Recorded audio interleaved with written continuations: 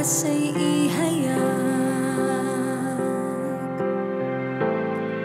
sila'y pag-uusigin, pagsubok daranasin,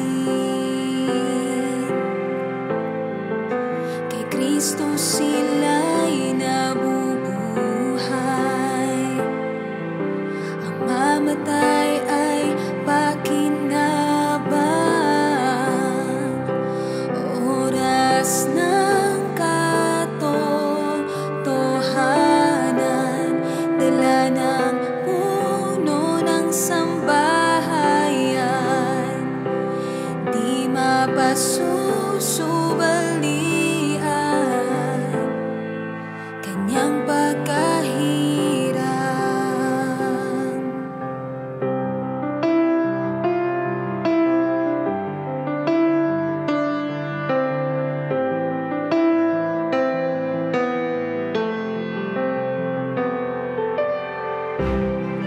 Nagtuturo ng kabanalan,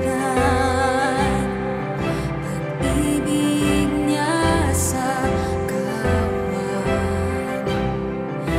Ihahanda ang mga banal sa pagdating ng kanyang anak. Sila'y pag-uusigin,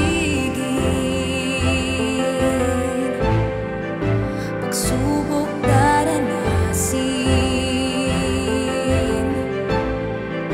kay Kristo sila'y nabubuhay,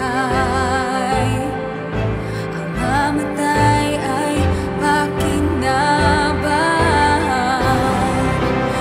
oras ng katotohanan, dala ng puno ng sambahayan, hindi mapasusubalian, kanyang pagkahirang.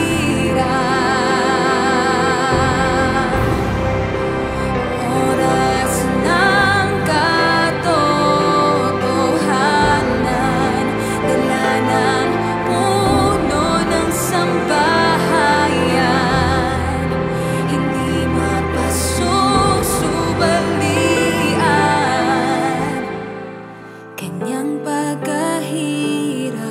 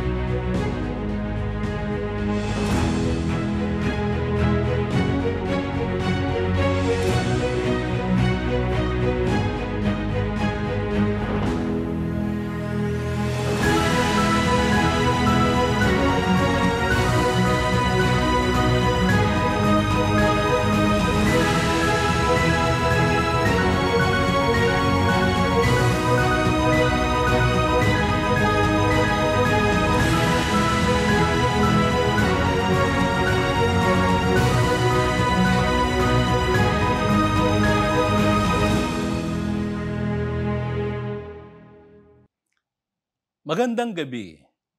Welcome po sa Oras ng Katotohanan Classics. Ako po si Pastor Rod Surilla at muli po kayong gagabayan sa pakikinig ng salita ng Diyos. May isang bagay na patuloy na nagbibigay pag-asa at buhay sa ating kaluluwa. Ang salita ng Diyos. Ito ang nagpapaalaala sa atin na kahit ang kamatayan ay may hangganan, dahil ang Diyos ay may pangako. There is life after death. Ito ang nais ng Diyos na ating maunawaan upang mapahalagahan natin ang ating buhay sa kasalukuyan at akayin tayong lumapit at maglingkod sa Kanya, sapagkat Siya ang naglalaan ng buhay na walang hanggan. Ang kanyang mga pangako ay may katiyakan para sa mga sumasampalataya. Kaya sa araw na ito, sama-sama nating pakinggan ang mensahe ng ating mahal na late Apostle Arsenio T. Ferriol na muling magpapaalaala ng tunay na pag-asang mayroon tayo kay Kristo. Panoorin po natin ito. Binabati namin kayo sa pangalan ng ating Panginoong Sukristo at sa pagkakataong ito ng ating pagbubulay ng salita ng Diyos, bibigyan natin ng pamagat na ang salita ng Diyos ay nagbibigay buhay sa ating mga kaluluwa. Babasahin natin ito sa Mateo pangkat 4 at ang talata ay 4. Ganito ang ating mababasa. Dadapwat siya'y sumagot at sinabi, nasusulat, hindi sa tinapay lamang nabubuhay ang tao, kundi sa bawat salitang lumalabas sa bibig ng Diyos. Narito ang pahayag ng ating Panginoong Sukristo na ang tao ay merong dalawang kalagayan na siya ay dapat mabuhay. Una, ang tinutukoy ay yung nabubuhay sa tinapay. Alam na natin na ang nabubuhay sa tinapay ay ang ating pisikal na katawan. Ngayon, upang malinawan natin ang talatang ito, susundan natin sa ibang bahagi ng Biblia kung alin yung isa pang kalagayan ng tao na hindi pwedeng mabuhay sa pamamagitan ng tinapay. Dito sa Mateo pangkat 10 at ang talata ay 28 ay ganito ang ating mababasa.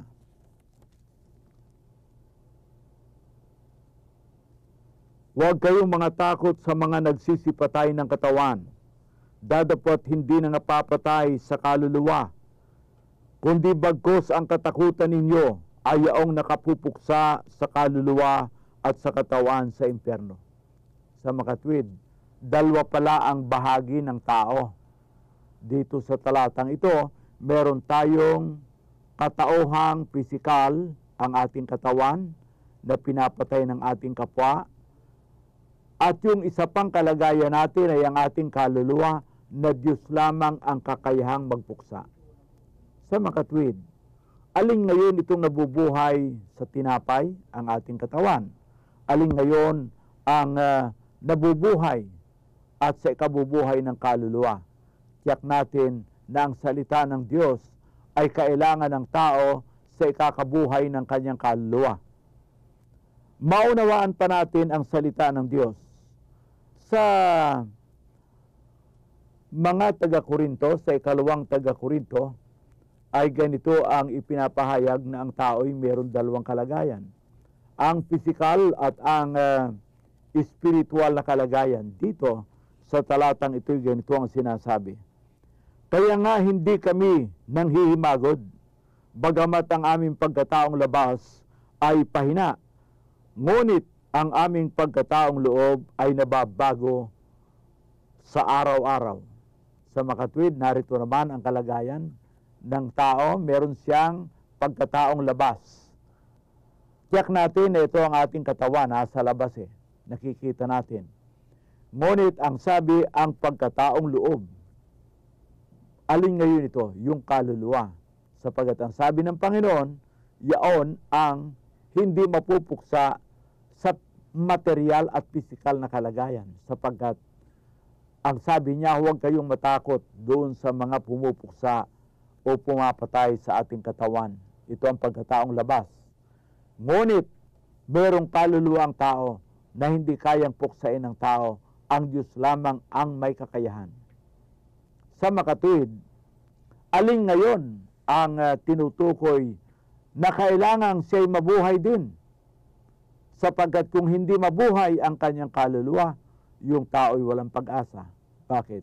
Sapagkat yung kanyang katawan ay mamamatay at kung yung kanyang kaluluwa ay patay pa rin, paano ngayon ang kanyang kalagayan? Alam natin na ang ibig sabihin ng patay ay hiwalay. Sapagkat ipinapahayag sa Santiago, pangkat 2 at ang talata ay 26 ay ganito ang ating mababasa. sapagkat kung paano ang katawan na walang espiritu ay patay. Ito naman, paano raw yung kamatayan ng katawan paghiwalay ang kanyang espiritu sa kanyang katawan? Ay patay yaong katawan. Sa makatwid, ano ang ibig sabihin ng patay na katawan? Hiwalay sa kanyang espiritu. Ganon din ang gawa na walang, ang pananampalataya na walang gawa.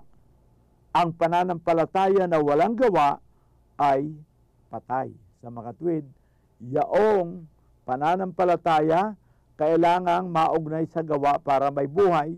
Sa makatwid, ang ibig sabihin dito ng patay ay hiwalay. Sa makatwid, ano ang ibig sabihin ng patay na kaluluwa? Ang sabi, yung patay na kaluluwa ay nasa impyerno. Sa impyerno ay mayroong pagdurusa ang mga naroon. Basahin natin na ang mga naroon ay nagdurusa sa makatwid. They exist but they are separated from God. Sa makatwid, soul separated from God are dead, but they exist.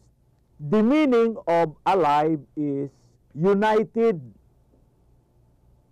There is a unity, or there is the presence between the two. Body and soul must be united. Separated, the body is dead when it is separated in its spirit. Faith is dead, separated from work. What is a living faith then? A living faith is faith with work. It is the work that give evidence to a living faith. Sa makatwid, maliwanag na pagkahiwalay, patay. Pero hindi nangangahulugang walang kalagayan. Merong existence ang ibig sabihin ng patay na kaluluwa. Sapagkat ganito ang ating mababasa sa Marcos, pangkat siyam at ang talata ay 48 at 49.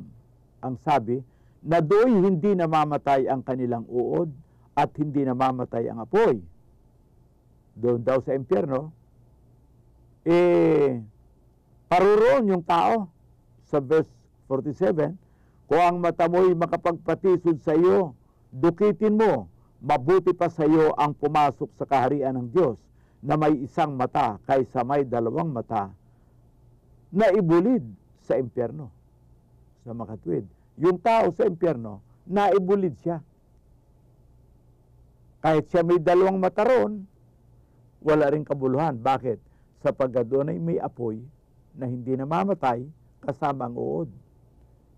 Sa makatwid, ibang klaseng uod yun. Bakit? Hindi namamatay sa apoy. Sa makatwid, yung nasa impyerno ay hiwalay sa Diyos. Patay. Ano ngayon ang kailangan para mabuhay ang kanyang kaluluwa? Basahin natin, ang mga anak ng Diyos at ang mga alagad ni Kristo ay merong buhay kahit sila ngayon ay nasa katawan, ngunit buhay na ang kanilang mga espiritu. Sinasabi sa mga taga-Efeso, pangkat 2, at ang talata ay 4 at 5. Ngunit ang Diyos palibhas ay mayaman sa awa dahil sa kanyang malaking pag-ibig na kanyang inibig sa atin. Bagamat tayo'y mga patay dahil sa ating mga kasalanan. Yan. Ang tao sa kanyang kasalanan ay hiwalay sa Diyos. Sa makatwid, patay siya. Ngunit, ano ang sabi? Tayo'y binuhay na kalakip ni Kristo sa pamagitan ng biyaya, tayo'y nangaligtas. At tayo'y ibinangong kalakip niya at pinaupong kasama niya sa sangkalangitan kay Kristo Jesus. Sa makatwid, tayo ngayon, bagamat tayo noon ay patay dahil sa ating kasalanan, ang ibig sabihin, we exist but we are separated. Our life is separated from God. That life of separation from God means dead, siya ay ibinibilang ng Diyos na patay. Bakit? Hiwalay nga eh. Ang kaluluwa at ang katawan, pag nahiwalay, patay yung katawan. Ang katawan na walang espiritu ay patay. Sa makatwid, ang pagkahiwalay ang kamatayan doon ng katawan. At ganoon din, ang Diyos at ang tao na magkahiwalay, yung tao ay patay. Ngayon, paano siya binibigyang buhay? Na gaya ni Kristo ay nabuhay na maguli. At tayo, kay Kristo Jesus, ay binigyan tayo ng hindi lamang buhay, kundi eternal life. Paano ngayon nangyari yung tayo ngayon ay buhay na kay Kristo? Means we have our life in God. A life in unity with God. Yan ang ibig sabihin ng we are alive in Christ. Our life now is not separated because separation from God means death. Gaya nung kaluluwa sa impyerno. Hiwalay sa Diyos. Ang Diyos ay nasa langit, siya ay nasa impyerno. Yung kaluluwa doon naghihirap ay patay. Ganyan din tayo ngayon. Tayo ay buhay kay Kristo sapagkat sa kahabagan ng Diyos tayo ay ipinanumbalik kay Kristo. At si Kristo ay anak ng Diyos at tayo ginawang mga anak ng Diyos dahil kay Kristo. Kaya tayo ngayon ay hindi napatay sa ating kasalanan. Nabangon tayo, nakalakip ni Kristo. At ang sabi, tayo bagamat nasa lupa pa, ang ating buhay ay kabahagi ng buhay ng Diyos. Kaya, as if we are with Christ in the heavenly. Hindi naman talaga yung physical heaven, kundi yaong heavenly. Ang ibig sabihin, though we are on earth, yet we have a heavenly existence because we are living for God. Our life is now in Christ. Purihin ang Panginoon. At ano ngayon ang nagbigay buhay? Paano tayo naugnay nang tayo hiwalay pa dahil sa ating kasalanan? Tayo ay naugnay. Paano tayo naugnay? O paano tayo naugnay upang matawag tayong nabuhay na maguli na kalakip ni Kristo? Ito'y sa pamagitan ng salita ng Diyos. Basahin natin sa Juan, pangkat 6 at ang talata ay 63. Ang Espiritu ang bumubuhay. Sa laman ay walang anumang pinakikinabang. Ang mga salitang sinasalita ko sa inyo'y pawang Espiritu at pawang buhay. Ito palang salita ng Diyos.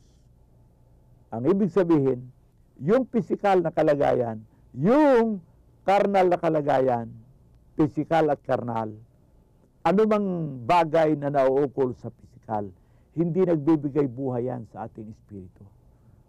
Our very beautiful and big temples on earth cannot give life. Anything physical and material cannot give life to our spirit or soul. At ano raw ang nagbibigay buhay? My words are spirit and life. By the word of God, we were made alive. Bakit? Nung tanggapin natin ang salita ng Diyos, yung salita'y mula sa Diyos, tinanggap natin yung salita ng Diyos, nagkaroon tayo ng kaugnayan sa Diyos. Ano ang kaugnayan? Sa mga tumatanggap ng mabuting balita, na ito ay tungkol sa isang amang Diyos na nagbigay ng kanyang anak para sa ating makasalanan sapagkat siya ay isinugo upang maging katubusan sa ating mga kasalanan. Ang tumanggap ng balitang ito ay binibigyan ng karapatang maging mga anak ng Diyos. Juan, pangkat 1 ang talatay 12. Anak tayo ng Diyos, dati ay mga anak tayo ng Diablo. We are dead, separated from God. Anak ng Diablo, Juan 8 at talatang 44. Sa Diablo, hiwalay sa Diyos. Ngunit ang tayo tumanggap kay Kristo, ano ang sabi? Sa 26:18 ng mga gawa ang sabi, mula kay Satanas tungo sa Diyos. Nang tumanggap tayo ng mabuting balita, mula doon sa kadiliman tungo sa kanyang liwanag. Mula sa buhay makasalanan, tayo ngayon ay nabubuhay na kasama ng mga banal. Ito ngayon, ang nangyari sa atin, na tayo na'y hiwalay, gaya ng mga patay, separated from God, are considered dead. Separated from God. Ngunit ang tanggapin natin ang salita ng Diyos. The Word for our soul. The Word is the very food of our soul. It gives life to our soul. Ang sabi ng kasulatan, tayo ngayon ay nabuhay na maguli. So we are united with God again. Before we are dead, separated. But through the Word, we are united with God because the Word is from God. We accept the good news. We accept the Word of God. And so, we are reconciled. We are connected. We are united with God again. Yan ang nagagawa ng salita ng Diyos. Kaya sabi ni Christ, sa laman, walang pakinabang yan. Yang mga relihiyon, hindi nagbibigay buhay yan.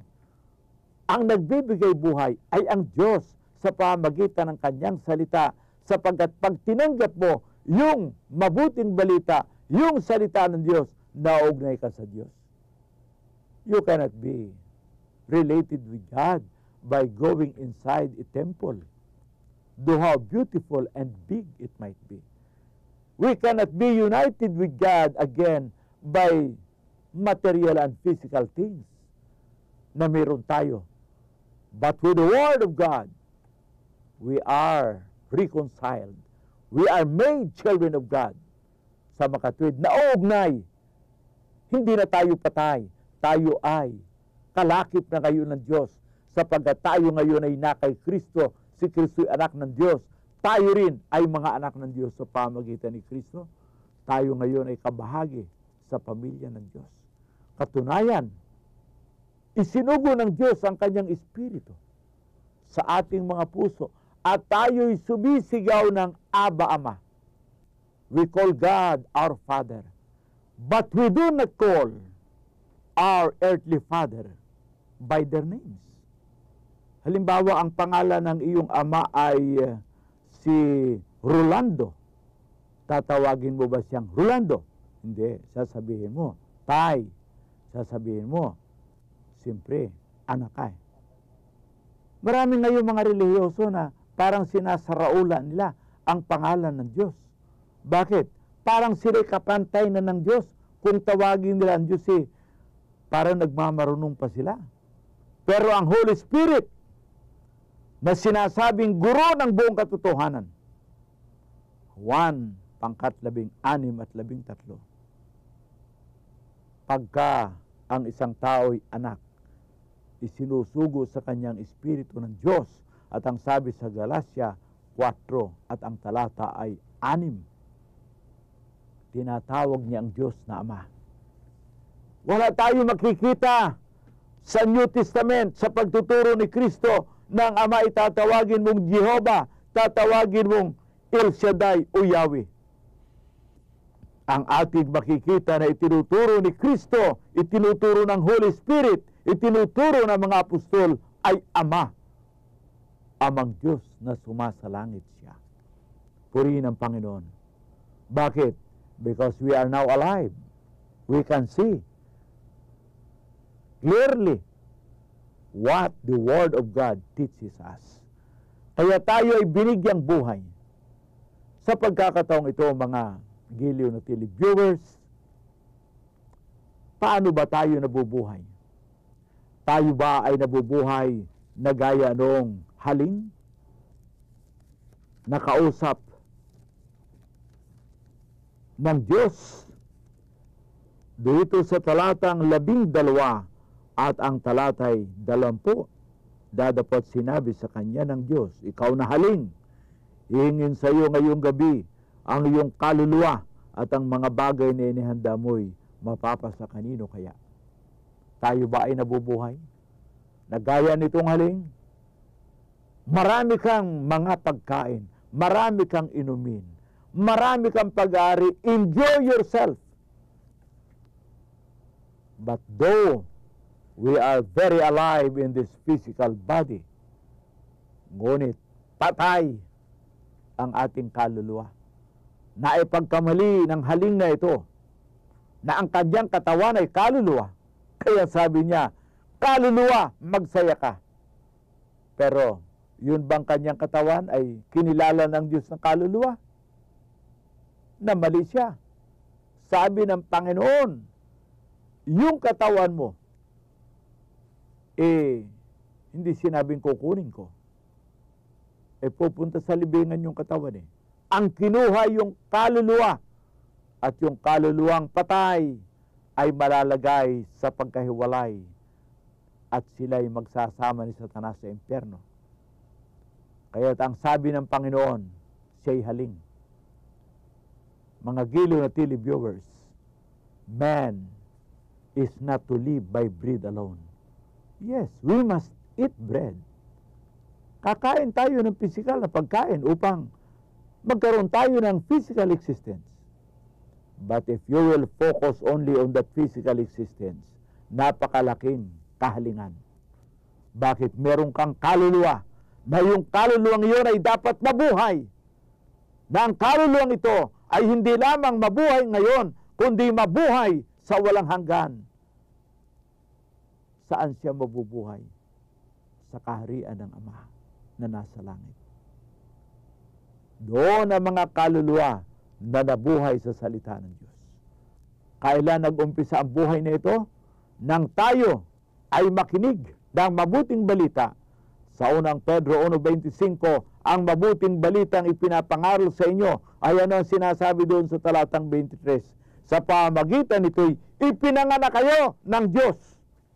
By the word of God, we were born to the kingdom of God, to the family of God. Yan ang ibig sabihin ng born again. Bakit masyadong nagiging malimit gamitin yung born again? Hindi na ginagamit yung born of God or children of God. By the word of the gospel, we were born anew to the family of God. We are now born from above. Paano? Sa salita ng Diyos. At ang sabi, nasain ninyo ang gatas na walang daya. Unang Pedro pangkat 2 at ang talatay 2. Nasain ninyo ang gatas na walang daya sa makatwid bagay ang salita ng Diyos. Saan nagmumula ang salita ng Diyos? Ang sabi, sa labi ng Diyos. Sa labi ng Diyos ay tinanggap ng mga apostol. Tinanggap ng mga sugo ng Diyos. Gaya ng sabi ni Pablo sa Galatia 1:12, hindi namin ito tinanggap sa mga tao, kundi tinanggap namin mula sa Panginoon. And this very word we preach to you, give it life to your soul. Kaya ang sabi ng kasulatan, mapalad silang nagbabasa, mapalad silang nakikinig at gumaganap. Bakit? Sapagkat by this word na kanilang binabasa, pinapakinggan at isinasagawa, ang kanilang buhay ay nalalakip sa Diyos, nauugnay sa Diyos. Ito ang mahalaga. Pag ang iyong buhay ay maugnay sa Diyos, wala ka ng problema sa prosperity. Bakit ngayon puro prosperity? Wala ka ng problema sa miracle. Wala ka ng problema sa divine healing. Bakit? Sapagat ang lahat ng ito ay sagana sa Diyos. Katunayan, kung ipinapangaral ko ang mabuting balita sa oras ng katotohanan, I want you to be prosperous. I want you to be healthy. I want you to be overcomers. But we cannot without the Word of God. So I preach the Word of God because the entrance of the Word of God in our heart is the entrance of life. When God sendeth His words and you receive the Word, then you have healing. Purihin ang Panginoon. Sa pagkakataong ito tayo mananalangin at kung ikaw ngayon ay nananampalataya na mabuhay na kasama ng Diyos. Receive the Word, love the Word, and read the Word, and listen to the Word, and do what is written in this Word. Glory to God. Hallelujah. do what is written in this book. Glory to God. Amang Diyos, ikaw po ang gumawa sa bawat nakikinig ngayon sa oras ng katotohanan. Ipagkaloob mo sa kanila ang kamalayan, ang pahayag na ang pagdating ng iyong salita ay nangangahulugan ng buhay. Ang pagdating ng iyong salitang ipinapadala ay nangangahulugan ng aming kagalingan, ng aming kaginhawahan. Maraming salamat, Ama, sa ngalan ni Kristo Jesus. Amen. Napakaganda po ng ating narinig. Tunay nga, ang salita ng Diyos ay nagbibigay buhay sa kaluluwa ng tao. At ito ay sapat ng paalaala sa atin na habang tayo ay may pagkakataon, ay igugol natin ang ating panahon sa paglilingkod sa Diyos at sa paggawa ng Kanyang kalooban. Salamat po sa inyong panonood. Ako pong muli si Pastor Rod Surilla. Maraming salamat po sa inyong pagsama sa amin dito sa Oras ng Katotohanan Classics. Inaanyayahan ko rin po kayong magpadala ng inyong mga mensahe at prayer request sa mga numerong makikita ninyo sa inyong screen. Hanggang sa muli, naway ang salita ng Diyos ang patuloy na maging ilaw, kalakasan at buhay ng ating kaluluwa. Pagpalain po tayong lahat ng Panginoon.